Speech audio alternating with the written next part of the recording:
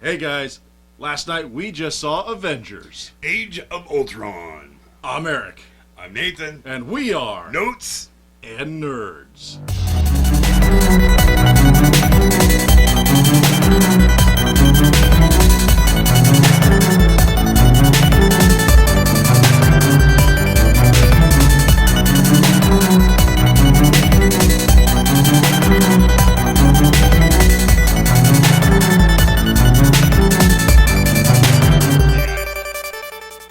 Alright, as we said, last night we saw Avengers. Age of Ultron. Oh, wow. We're going to talk about it today. So But we do want you to know one important thing. spoiler alert. We are going to talk about this a lot, and there's going to be a lot of spoilers. So if you haven't seen this, don't watch this yet. Spoilers. Yeah, So if you continue on listening to this we're going to tell you episode, about all the yummy goodness. if you continue listening, we're not Not responsible. our fault. So, okay. Joss Whedon wrote, directed Avengers Age of Ultron, just like he did Avengers. This movie was phenomenal. Yeah, I was kind of scared that shoving so much into this movie was going to make it seem rushy or something. Even at 2 hours But and it 20 was- minutes. It was really good. Everything was well put together. There was this flow to the film where it didn't feel like parts of it were ever rushed. I Yeah. mean, there was some pieces that just was constantly boom, boom, boom, but it wasn't like, wait a second, this makes no sense going from point A to point C. What about B? No, B was there. B was there. Yeah. This movie just had a great flow, not only with the flow of the plot and the story itself, but the characters. Yeah.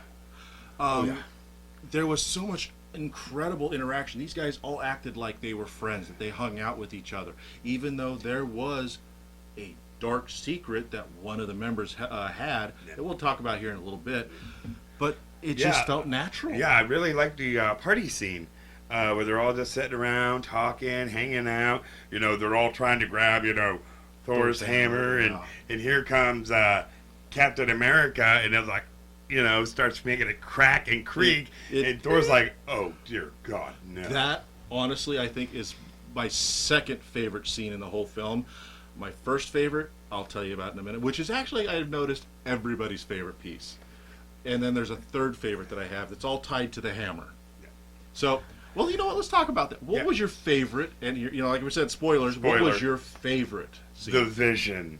Just how they introduced him, or just I liked in general? I liked how they introduced him, and how I think he was a lot different from the comic book. Just not his story or how he looked, just how he acted. Because the other one was very intelligent Yes. and knew everything, and this Well, one was this Vision also knows everything, but he's still naive. yeah, he was only born yesterday.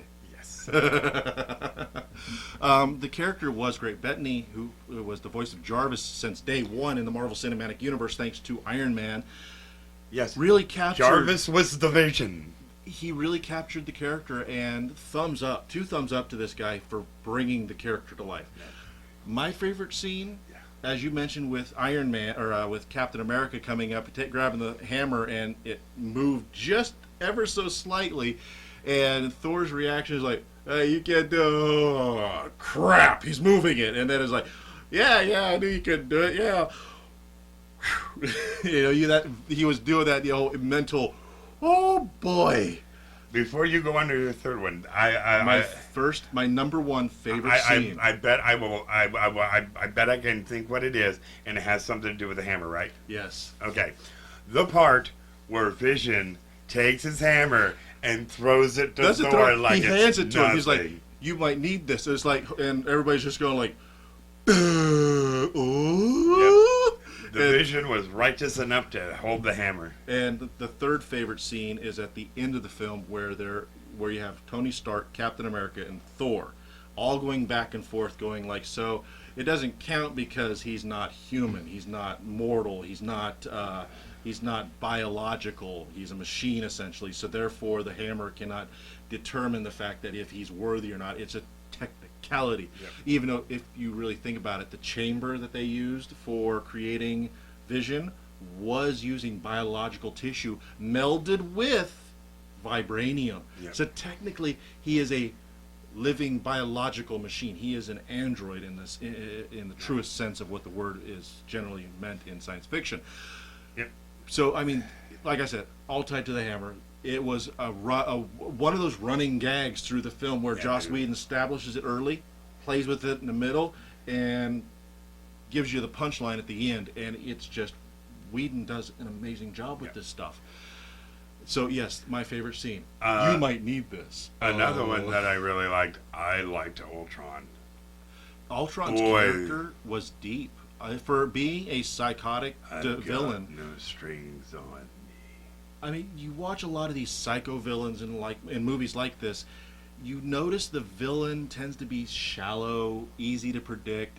I mean, you want to talk about Vision being naive. Ultron was exceptionally naive.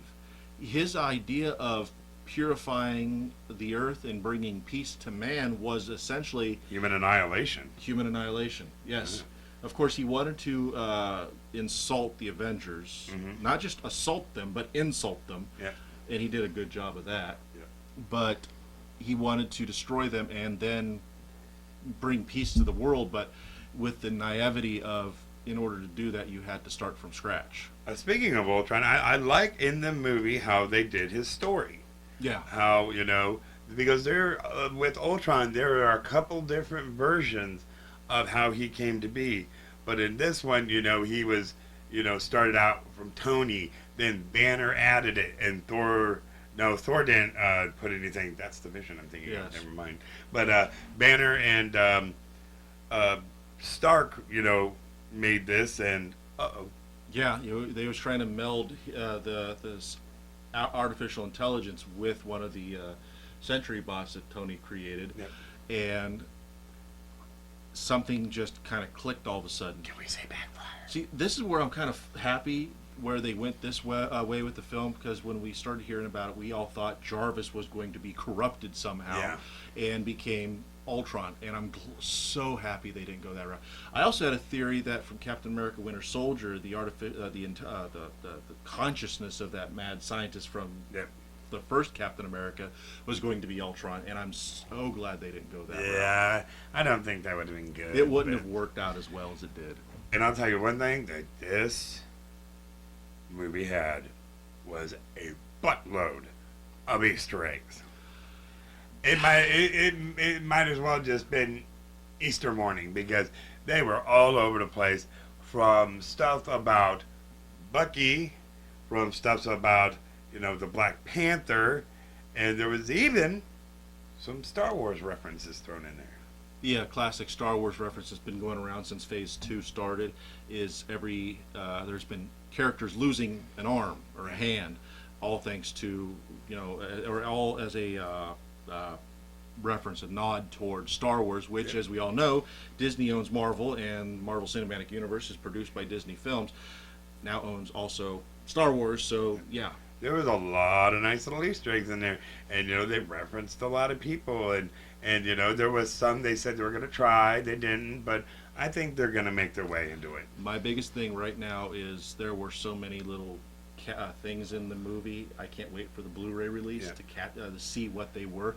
And another thing about the Blu-ray, I'm really crossing my fingers they do, is there is Whedon has said that there is like over an hour's worth of footage that was cut because of the fact that the movie's already a 2-hour 20-minute film with credits.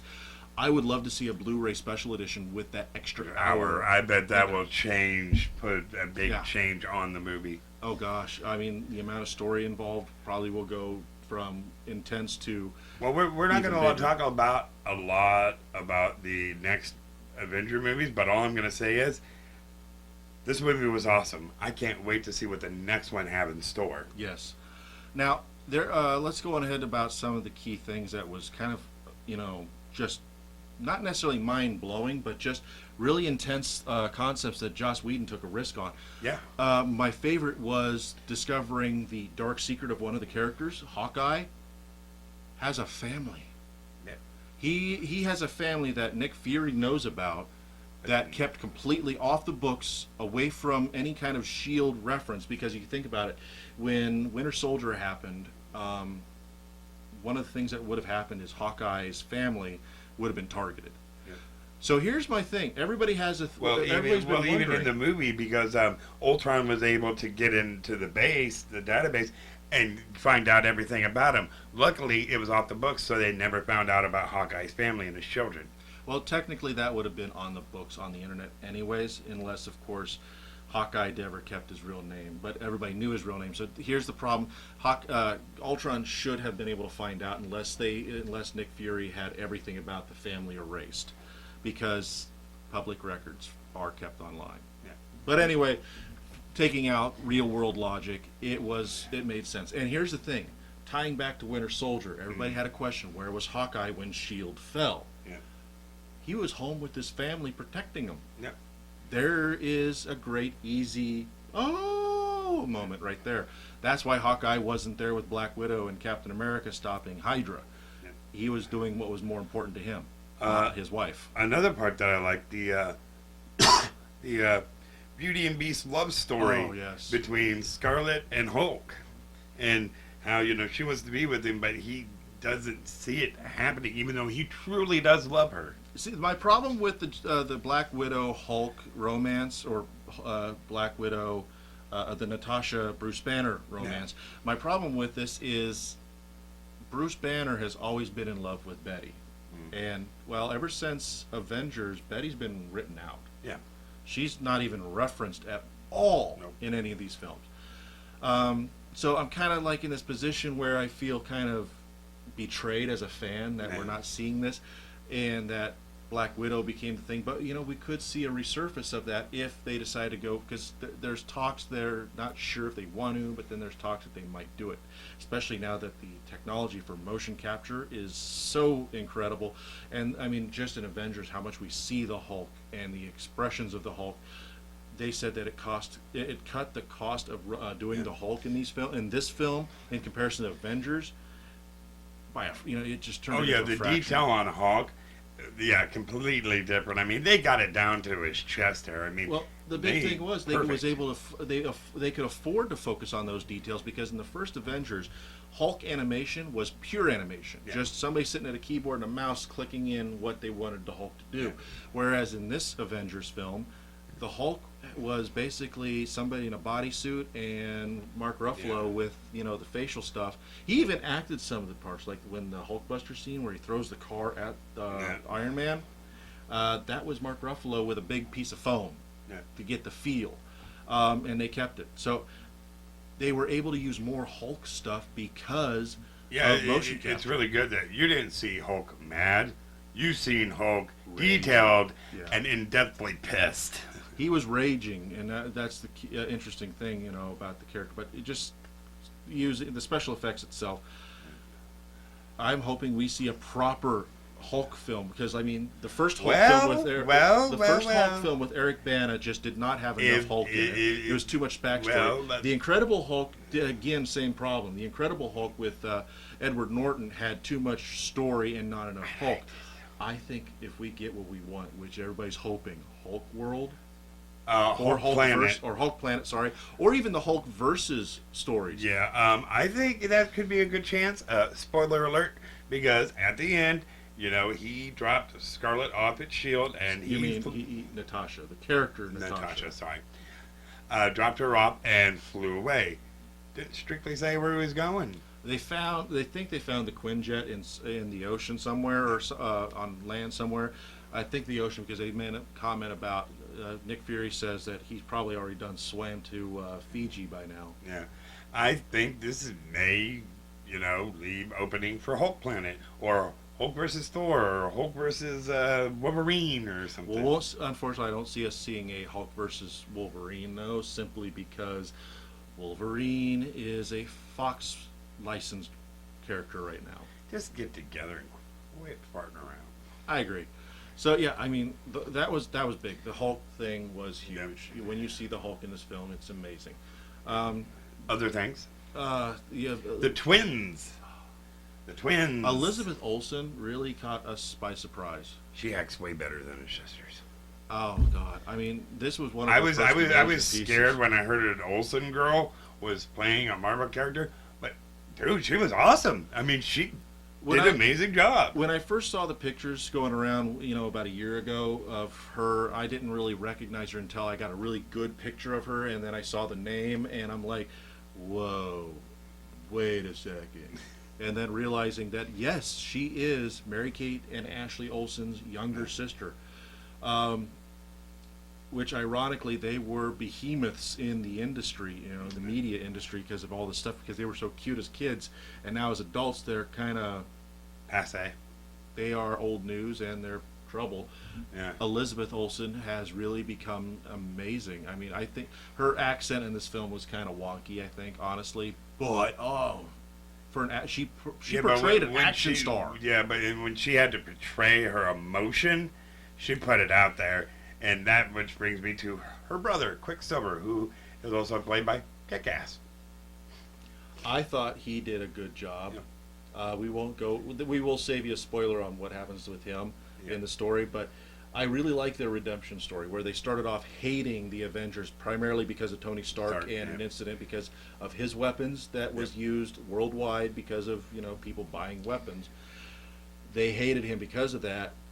And then realizing that Tony was not as bad as they thought. He was trying to redeem himself. Yeah. That he actually had guilt for his actions. And then, of course, seeing the Avengers' primary focus through the whole film. This was not your typical action hero film where, we're going to come in and save the day and not give a crap about civilians like, a certain man made of steel that's kind of super. Sure, he might have cared, but he didn't really seem to show a lot of care when he was flying through buildings taking on Zod. No. Especially when Zod was basically being pushed through building walls. Not very superheroic. Yeah. However... Like the part with Iron Man in the Hulkbuster suit as he saved the people in the escalator. Trying to keep the catastrophe to a minimum so people wouldn't get hurt. Why Hulk was beating the crap out of him. And Captain America making the big deal about civilians first, mission second, and that's when the twins made their big deal about they're really not that bad, are they? They're actually good guys. Because Captain America, with the whole Winter Soldier incident, realized where priorities need to be. Yeah. When the whole issue about the city going to be destroyed with the people still in it, not going to spoil that too much for you guys. Wait till you see what the point was. I was sitting there with the wife, and we was discussing what was going to happen. We was just watching the film, and I leaned over and told her they're going to do this. And then, like 3 or 4 seconds later, Ultron basically gives the villain's plot reasoning to everything. Which at this point, when he said, "I'm going to do this with this," you're sitting there going like, "So they're screwed, and how are they going to fix it?" It's not like hasn't done it yet. Like, I'm going to take over the world by stealing the nuclear power plant and using its power to power my suit that I haven't built yet. While the superhero's sitting there like, I'm tied up. But not really, because I'm the hero. Boom, you didn't get your suit. This one's like, hi, I built this. I'm doing that. You're stuck here. And this is what the purpose is. Screw you. You can't do anything about it now. Of course, the hero's obviously. I kind of like the bad guy doing, like, that. That was something, again. It's kind of like that no way out method. So you got to outthink the bad guy. James Spader really brought Ultron to life. The character was likable as a villain, believable as a villain, psychotic villain, but I mean, all the same, he just didn't feel two-dimensional. He didn't seem flat. He had depth. Yep. And Spader brought all of those depths out in layers. Yep. It was very, very good. His naivety, at the same time, he actually seemed to have this intent for good and for an ultimate good, but his course of action was naive, dark and evil. And he knew it was bad. He didn't care because the means he was justify doing what was the for ends. The greater good. Yeah. But it wasn't really the greater good. It was human annihilation. It was his own good. Yeah. But, so guys, the action in the film was amazing. It was top notch. It was, I really have to say, motion capture, all that stuff. The action surpassed Avengers 1. It surpassed pretty much all the current Marvel Oh Cinematic yeah, Universe movies. when it was the all the superheroes big battle scene. Oh dude, your eyes didn't even know where the hell to be focused. You were just like, Oh my god, it was an eyegasm. The story itself, I think, was very well written, well progressed. The transition at the beginning, yeah, where they because go from Tony Stark doing his thing, well, and a then, lot of times movies have trouble with this. Spider-Man 3. Uh, yeah, and you try to put too many characters in there, and if it isn't properly written, you're gonna have trouble. But they had as many characters as they wanted to do. They wrote it right, and it just flowed great. it had great flow. Yep. The character development, in this film, usually by And that was the weird thing. They had time to tell stories. I know, like that- the Hawkeye's backstory. Yeah, like they shouldn't have been able to, and it was really amazing. Well, the thing is, Whedon kind of made a point about the whole parallel between Avengers 1, between the action, they went to the carrier, and it being all sci-fi futuristic, whereas in this one, the parallel was going to the farm, being completely grounded and real. There, so we had the same plot style development here in both films, which is kind of a trope, where your heroes kind of get their asses whooped and they got to go here. Their do fallback. This. They go to their fallback, and in this one, the fallback was completely opposite, off the grid, completely disconnected, completely human, and that was a great. And it surprised you. It really did. I mean, we're all sitting here like thinking this is like Tony is joking about.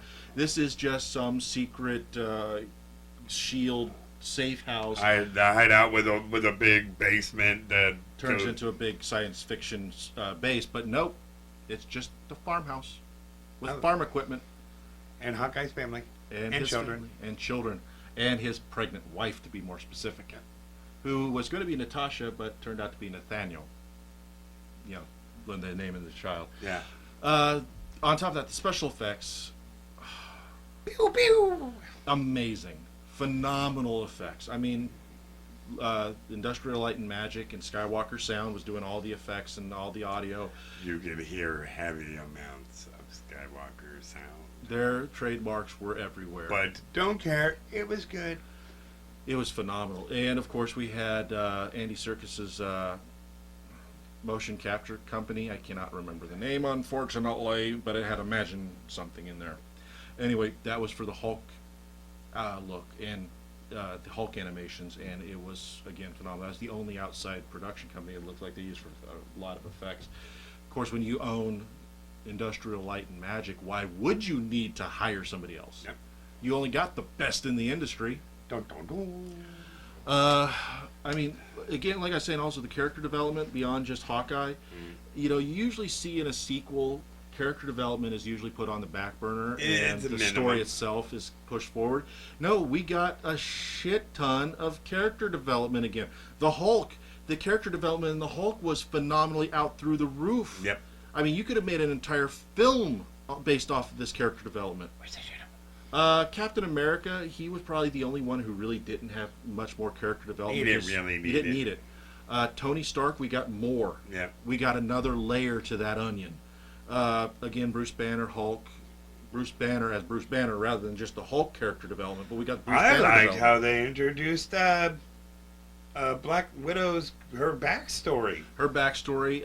Wow. Her backstory kind of leans into, if you watch Agents of S.H.I.E.L.D., Yeah. there was this piece about this, more specifically, Agent Carter. Mhm. Agent Carter had that thing where in Russia they went over to Germany, and there was the Russian thing involved, and there was a school for girls where they basically trained these girls that were usually orphans into being assassins. Black Widow, from what we understand, came from that school or that organization, It and that's was- what we saw in her little dream sequence. Thor got a little, not really. Well, actually, Thor didn't get much character development No. because he didn't need it. But his Vision quest, thanks to the nightmares induced by and his fears induced by Scarlet Witch, No. really kind of hit off on setting in stone the Infinity Stones. No pun intended there. Which, by the way, guys, the Mind Stone is what stone was inside of Loki's staff, which is now located here on Vision. which I think is also the key on why he's such a good guy too. Yep. The Mind Stone gives him that personality, which I think really maybe it would have been better if it was the Soul Stone. Yeah. But because it came from Loki's staff and it induced mind control, this makes sense. Yep. But with Vision, I'm kind of surprised they didn't go with the Soul Stone, because, you know, the wooden boy got a soul kind of story. And that's why he was so good. Yeah, but Whereas Ultron being the opposite, no soul, yeah. being evil. That's where I think they could have gone better with this. But the Mind Stone, Yeah. it works. So we know what all these are. The Tesseract, what it is. We know that the Aether, what it is. So now we're missing 2 more stones. But we've seen in the post-credit roll Thanos. But we could go in a little bit about what the whole deal is with Thanos getting the glove and how did he get the glove. Yeah. When the glove was in Thor, in the first Thor film, in Odin's treasury room, there is the glove with all these gems. So there's speculation, who makes only one glove? We don't have Michael Jackson in the Marvel Cinematic Universe. So there's got to be 2. And Thanos is getting his version, and, you know, because he's an egomaniac and a, you know, a sociopath and a psychopath. Will the second one come into play? Or the first one, depending on how you want to look at it. So anyway, guys, overall, if you haven't seen Avengers, why are you watching us? Better go. Go watch it. It's phenomenal. If you've already seen it once, see it twice. If you've seen it twice, see it 2 more times. You know what? Just watch it and try to catch out all the Easter eggs. Yes. All the little, you know, things that may be related to the comic book, stuff that's not. Maybe some hidden characters. Spoiler, you didn't even know that. One big thing about this before we finish up is I did like the fact that we got introduced to the new Avengers, because some replacements make sense. Iron Man, War Machine replacement, the Thor replacement. I don't think we really have one, but then again, we got somebody who's worthy. Vision. We have Falcon, and then we have Scarlet Witch. Yep. Then we have, of course, Black Widow and Captain America leading them up. Yep. So it is kind of interesting to see where this is going to go, because they're going to be the Avengers team for Avengers Infinity War. But now we could speculate about what Infinity War is going to be about and how it's going to play out, but I really don't want to go there, because that is just 3 years away. speculation. That's over 2.5 years away right now. Yeah. And I'm sure they haven't even started completely Yeah, pinning because they could probably be like, hey, it's going to be this, then, you know, a year away, it's like, no, now it's going to be this, and everybody that wrote about it is now wrong. Yeah, I would love to give some speculation on what's going to happen. We know the basics. We know Thanos is going to be involved. We know the Avengers are going to be involved. We know that probably a few other cinematic universe characters are going to be involved. Yeah. I'm willing to make you a bet that anybody who's still contractually obligated to the Marvel Cinematic Universe is going to be in the Infinity Wars. I'm not gonna say who, but I think you're gonna see some of the TV series characters come to the big screen. That is a strong possibility if the show lasts long enough. I think. If Shield continues on a role that it's with right now, but I really think that we're going to see like the Black Panther. He's going to be probably in it. Ant-Man, I can see him being in it. Let's see here. I wouldn't even be surprised if we get some kind of references down the road with the Netflix characters, because Daredevil. Because they're tied in. But then again, Daredevil might not be, because they're street level heroes and not, you know, galactic heroes. Speaking of galactic heroes, I can see us seeing Guardians of the Galaxy characters involved. I can see that. So I mean, that's why we're getting a two-parter. That's the only thing I can think of.